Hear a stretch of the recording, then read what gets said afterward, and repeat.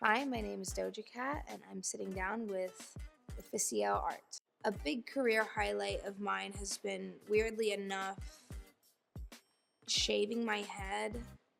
And I feel like I talk about it a little too much now. It's like become my identity.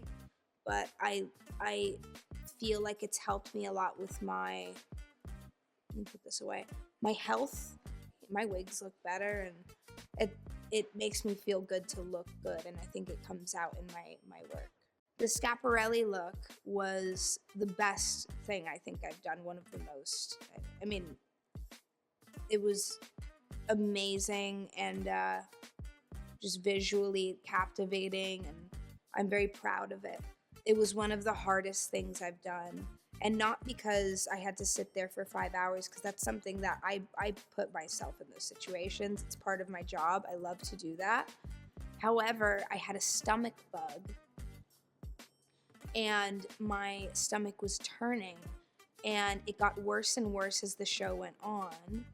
And I remember when they had to take off the crystals, I was projectile vomiting everywhere and crying. And it was like a nightmare in just real life. I couldn't, yeah, it was very rock and roll. Because naturally I love to respond to hate, I found it to be really funny if I were to put lashes all over my face. This was because when I did the Schiaparelli crystal look, I went on Instagram after we posted it, and I was reading comments, and people were saying, you know, some people were horrified, and then some people were just like, I feel like it needs a lash, and like I feel like it just needs something, like she just doesn't look pretty.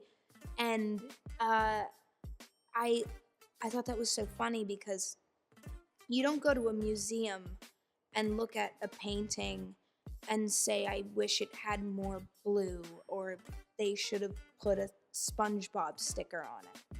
You know, it was art, and that's what me and Pat did together. We did a painting, we did a piece of art, we did a sculpture, and it's just funny when people think that their take matters, because it's a personal thing. So I wanted to respond by, in the biggest you that I could, and that was putting lashes everywhere but the place that they wanted me to put them. So it made me feel good.